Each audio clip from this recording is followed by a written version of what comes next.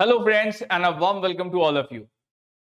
तो अब देखिए हम लोग यहाँ पर इंग्लिश मास्टरी कोर्स के एक और बहुत ही इंपॉर्टेंट चैप्टर पे आ चुके हैं जिसका नाम है पार्ट्स ऑफ सेंटेंसेस। तो पार्ट्स ऑफ सेंटेंसेस में बेसिकली हम ये देखेंगे कि एक सेंटेंस में नॉर्मली कौन सी ऐसी चीजें हैं जो कि इंपॉर्टेंट है, जो कि देखने वाली है, जो कि समझने वाली है। और इसको देखने के बाद आपको काफी चीजों को लेकर के क्लैरिटी आ जाएगी कि फ्रेज क्या होता है, क्लॉज क्या होता है ना। तो ये तमाम चीजें जो है आपके दिमाग में क्लियर हो जाएंगी और समझने में आपको आसानी होगी। तो चलिए फिर समझ लेते हैं जरा यहाँ पर हम कुछ चीजों को, कुछ बातों को। तो सबसे पहले देखिए यहाँ पर जो बताया गया है, the verb phrase which includes the main verb which may have auxiliary verbs to go with it. ठीक है, अच्छा अब देखिए जहां तक बात करते हैं हम वर्ब फ्रेज की, तो वर्ब फ्रेज जो है एक ऐसा फ्रेज होता है जिसमें मेन वर्ब भी होता है। ऑलराइट, आपके वर्ब फ्रेज में देखिए मेन वर्ब भी होता है और साथ ही में देखा जाए ऑक्सिलरी वर्ब्स भी उसमें दिए होते हैं, है ना। वर्ब फ्रेज में क्या है, मेन वर्ब भी होगा यानी कि मेन एक्शन भी होगा, और उसके अलावा देखा जाए जो ऑक्सिलरी वर्ब्स होते हैं, जो हेल्पिंग वर्ब्स होते हैं, साथ में वो भी दिए होते हैं। जैसे कि देखिए अब यहां पर दिया है the boys had been swimming. अब देखिए हैड बीन क्या है, हेल्पिंग वर्ब है। हैड बीन क्या है, हेल्पिंग वर्ब है। और स्विमिंग क्या है, देखिए मेन वर्ब है। The boys had been swimming. तो ये देखिए क्या हो गया, ये पूरा हो गया हमारा यहां से लेकर यहां तक वर्ब फ्रेज। वैसे ही देखिए the new faculty members came in. Alright, अब देखिए यहां पर जब हम बात कर रहे हैं द न्यू फैकल्टी मेंबर्स केम इन, अब यहां पर देखिए आपके पास अल्टीमेटली देखा जाए एक जैसे कह सकते हो आप, ये फ्रेजल वर्ब के जैसा काम कर रहा है। फ्रेजल वर्ब में क्या देखो, एक मेन वर्ब होता है, साथ में प्रेपोजिशन होता है ना। तो यहां पर देखिए ये हो गया फ्रेजल वर्ब। लेकिन अगर हमें वही वर्ब फ्रेज की बात करें तो देखिए अगला एग्जांपल दिया हुआ है, दे हैड स्टार्टेड। हैड क्या है, देखिए हेल्पिंग वर्ब है, और स्टार्टेड क्या है, देखो ये आपका मेन वर्ब है ना। तो helping verb plus main verb, तो ये क्या हो जाता है हमारे पास यहाँ पे वर्ब फ्रेज। वैसे ही देखिए एक और देखते हैं, Sanju was reading a new novel. Sanju was reading a new novel. तो वॉज क्या हो गया, देखिए यहां पर हेल्पिंग वर्ब, रीडिंग क्या है, देखिए यहां मेन वर्ब। तो देखिए एक और वर्ब फ्रेज। तो आई होप दोस्तों ये वर्ब फ्रेज आपको क्लियर हो गया होगा। वैसे फ्रेज हम बोलते हैं कुछ भी शब्दों, बेसिकली ऐसे शब्द जो कि साथ में प्रयोग किए जाते हैं, या फिर जब भी दो चार शब्दों का समूह एक साथ आता है तो उसे हम बोलते हैं फ्रेज। ऑलराइट, तो यहां पर वर्ब फ्रेज को लेकर के क्लैरिटी की बात हो रही थी कि देखिए helping verb plus main verb जो है ये हमारा वर्ब फ्रेज में आ सकता है। अच्छा जी, अब जरा आगे देखते हैं। An adverbial or adjunct which is optional part of sentence, this may be a single word, an adverb। जैसे कि अब देखिए adverbial phrase क्या है, adverbial phrase देखा जाए हम ऐसे किसी वर्ड को बोलते हैं जो कि बेसिकली आमतौर पर सिंगल वर्ड होते हैं, और वो किसी भाव को व्यक्त करने के लिए या किसी पर्टिकुलर जो है मैनर को या फ्रीक्वेंसी को, है ना, ऐसी किसी चीज को दिखाने के लिए इस्तेमाल होता है, या टाइम को, प्लेस को, ऐसा कुछ दिखाने के लिए इस्तेमाल होता है। जैसे कि suddenly it started to rain heavily, अचानक से जोरदार बारिश आ गई। या फिर here we were sitting just some time ago, है ना, लाइक दैट। या tomorrow I will come to meet you, है ना। तो देखिए चाहे आप प्लेस की बात करो, चाहे आप ऐसे टाइम की बात करो, है ना, तो ऐसा कोई एडवर्बियल फ्रेज जो कि आमतौर पर स्टार्टिंग में आए सेंटेंस के और किसी ना किसी एक भाव को व्यक्त करे, फ्रीक्वेंसी को व्यक्त कर दे, या फिर मान लेते हैं मैनर को व्यक्त कर दे, या प्लेस को व्यक्त कर दे, या टाइम को व्यक्त कर दे, तो ये जो चीजें होती है ना, ये होती हैं एडवर्बियल फ्रेज में। ठीक है जी, अच्छा। तो इन adverbial phrase a group of words that function as an adverb. अब जैसे कि ये देखो, in the morning, once again in the morning, ये क्या हो गया, एडवर्बियल फ्रेज हो गया। The sky was clear. Alright, आप चाहो तो यहां पर अल्टीमेटली ऐसे कह सकते हो कि at that time the sky was clear. ऐसे भी देखो ये भी हो गया in the same way, you probably won't notice it after a while, है ना। तो खैर ये दूसरा मामला हो गया, बट आई होप जो एडवर्बियल फ्रेज है वो आपको क्लियर हो गया होगा। राइट, चलिए आ जाइए, अब एडवर्बियल क्लॉज की बात कर लेते हैं। लेकिन एडवर्बियल क्लॉज से पहले जरा क्लॉज क्या है वो देख लेते हैं, है ना। तो clause are the building blocks of English language. Any sentence that you write, any sentence that you write has a subject and a verb is called a clause. All right, whereas a phrase is a group of words which make sense but not complete sense, a clause makes a complete sentence. ठीक है, तो अब देखो clause क्या होता है, जैसे कि अभी हमने इसके पहले देखा था कि जब आप, अगर आपको याद हो, अभी हमने जो एक देखो वीडियो आपके लिए किया है, आप लोग देखेंगे अभी उसको, तो देखिए उसमें बेसिक्स ऑफ ग्रामर में हमने क्या देखा था कि सेंटेंस का सबसे छोटा पार्ट होता है सब्जेक्ट प्लस वर्ब, है ना, तभी बनेगा सेंटेंस। तो ultimately the combination of subject plus verb is called a clause, ठीक है। अल्टीमेटली जो आपके सब्जेक्ट और वर्ब का कॉम्बिनेशन होता है ना, उसे हम क्या बोलते हैं, उसे हम बोलते हैं क्लॉज, ऑलराइट। और फ्रेज क्या हो गया, फ्रेज बेसिकली दो चार शब्दों का समूह होता है जो साथ में आता है लेकिन कोई अपना सेंस नहीं बना पाता, उसे बोलते हैं हम फ्रेज, ऑलराइट। सेंस बनाने के लिए देखिए क्लॉज का इंपॉर्टेंस ज्यादा है। अब जैसे कि अ क्लियर ब्लू स्काई, अ क्लियर ब्लू स्काई, स्पष्ट साफ नीला आसमान।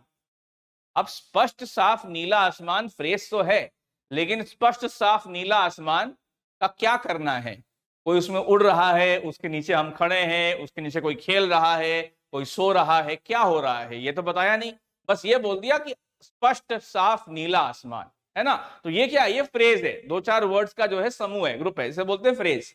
अच्छा, a clear blue sky welcomed me in ले। अब देखो यहां पर क्या है, साफ स्पष्ट नीला आसमान जो है हमारा स्वागत कर रहा था, मेरा स्वागत कर रहा था ले की जमीन पे या ले में। तो यहां पर देखो ये क्या हो गया, एक क्लॉज का यूज हो गया, ऑलराइट। क्यों, क्योंकि यहां पर देखा जाए सब्जेक्ट के साथ हमने वर्ब वेलकम का भी यूज कर दिया, बात समझे यहां पर।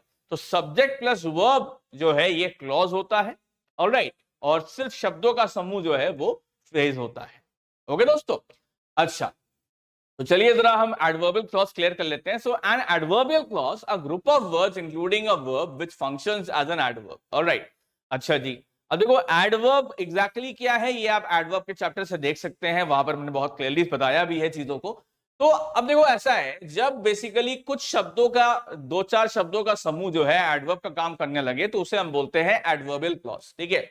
अच्छा, mark played while Isabel sang, ठीक है। When I poured the drinks, I'll get some biscuits for you. अब यहां पे क्या है, जब मैंने ड्रिंक्स पोर कर दिया, जब मैं ड्रिंक्स निकाल लूंगा तब तुम्हारे लिए बिस्कुट ले आऊंगा, ठीक है। तो कब लाऊंगा, जब मैं ड्रिंक्स पोर कर लूंगा तब, है ना, जब मुसलमान में चाय या दूध पोर कर दूंगा, निकाल दूंगा, ग्लास में डाल दूंगा, तब लेके आऊंगा। तो देखो यहां पर एडवर्ब टाइम का हरकत कर रहा है ये। Mark played while Isabel sang, है ना। तो मार्क खेल रहा था, खेल के रहा था, यहां पर मेरे ख्याल से इंस्ट्रूमेंट की बात हो रही है, कोई इंस्ट्रूमेंट बजा रहा था वो, तो मार्क इंस्ट्रूमेंट बजा रहा था कब, साथ जिस टाइम पे इजाबेल गा रही थी, है ना। तो वन सेकेंड देखो यहां भी एडवर्ब टाइम का काम कर रहा है। I will get some biscuits for you when I have poured the drinks, ठीक है। तो मैं आपके लिए बिस्किट्स ले आऊंगा जब मैं दूध या चाय निकाल लूंगा। तो वन सेकेंड देख रहे हैं आप, तो ये सभी एडवर्ब्स का काम कर रहे हैं, मेनली एडवर्ब ऑफ टाइम का काम कर रहे हैं। Clear to all of you? Though some adverbial phrase have a fixed position, most can be added to a sentence in several places. Any number of them can be added, limited only by the sense of sentence. तो देखा जाए आमतौर पर आप देखोगे ज्यादातर हमने जो देखे एडवर्बियल क्लॉज ये स्टार्टिंग में ही आए, ये क्लॉज है, सॉरी फ्रेज नहीं है। तो आमतौर पर जो एडवर्बियल क्लॉज होते हैं देखिए, जो कि मतलब एडवर्ब का काम करते हैं सेंटेंस में, क्योंकि ये सब्जेक्ट वर्ब का मिक्सचर होता है इसमें, तो ये आमतौर पर फिक्स जगह पर ही आते हैं, लेकिन ऐसा नेसेसरी नहीं है। अगर जरूरत पड़े तो ये आगे या पीछे या बीच में कहीं भी आ सकते हैं, ठीक है जी। अच्छा, जैसे कि देखो यहां दिया हुआ है, in the winter the roads get very slippery, ठीक है। तो भाई ऐसा है, जब सर्दी का मौसम होता है तो उस टाइम पे जो रोड होता है वो बहुत ही स्लिपरी हो जाता है, ठीक है। तो अब देखिए फिर नेक्स्ट वन है, the roads get very slippery in the winter. तो इन द विंटर को देखो हमने बेसिकली देखा जाए अल्टीमेटली आगे भी रखा पीछे भी रखा, why, because the roads get very slippery. जो हमारा एडवर्बियल फ्रेज था देखो, पहले सेंटेंस में वो पीछे था, अगले सेंटेंस में वो आगे हो गया, डिपेंडिंग ऑन द टाइम, क्योंकि हमने इन द विंटर साथ में एडवर्ब टाइम भी दिखा दिया, तो साथ में जो हमारा एडवर्बियल क्लॉज था वो आगे या पीछे चला गया डिपेंडिंग ऑन द सेंटेंस। बात समझे यहां पर आप? चलिए तो अब जरा हम आगे देख लेते हैं, ठीक है जी।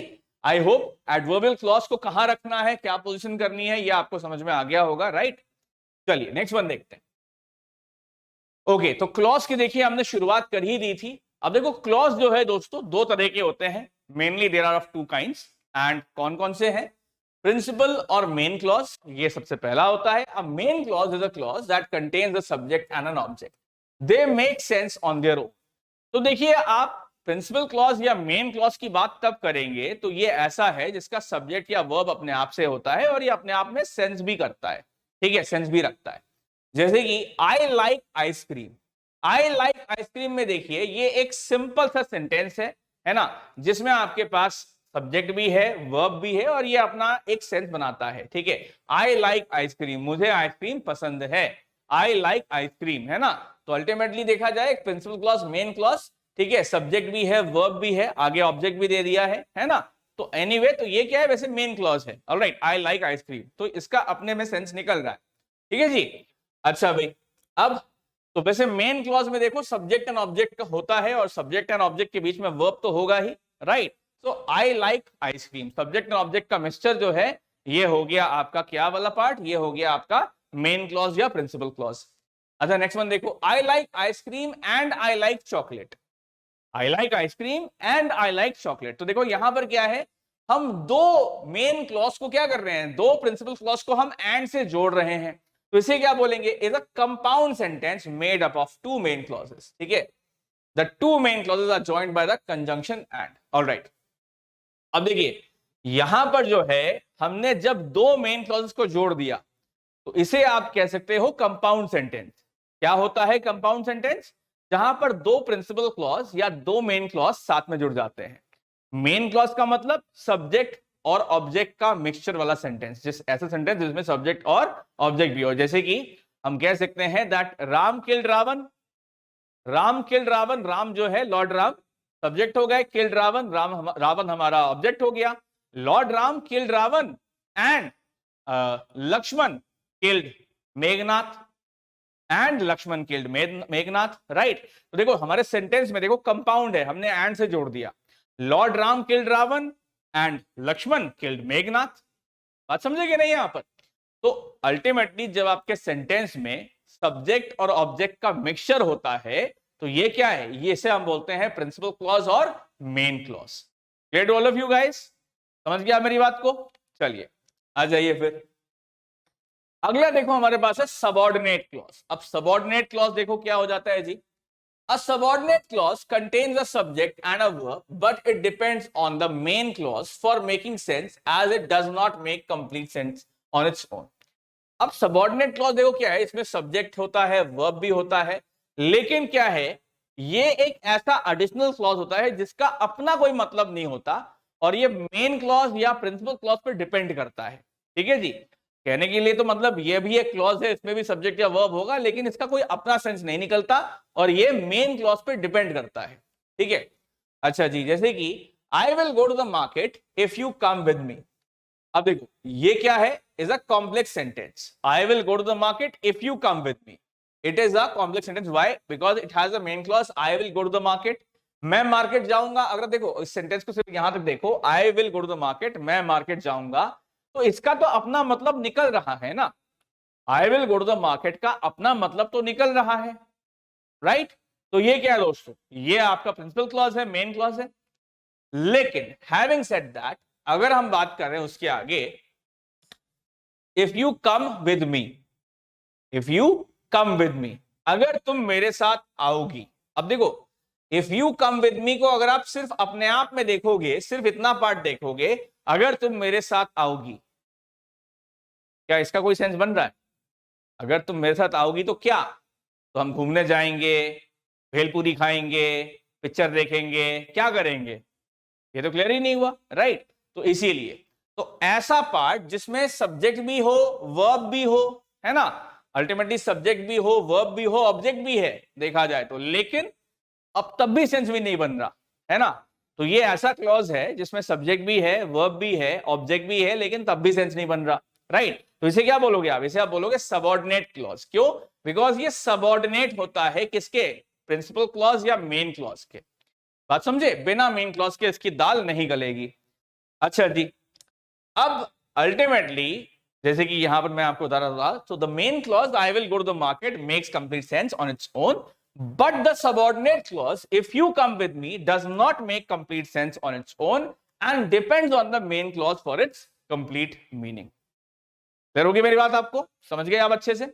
तो अब मिलेंगे दोस्तों हम अगले चैप्टर में, इस चैप्टर में यहीं तक था, और चलिए फिर तैयारी करते रहिए, इंग्लिश मास्टरी कोर्स देखते रहिए और बढ़िया से अपना प्रिपरेशन करते रहिए। Thank you so much for watching, चलिए मिलते हैं अगली क्लास में।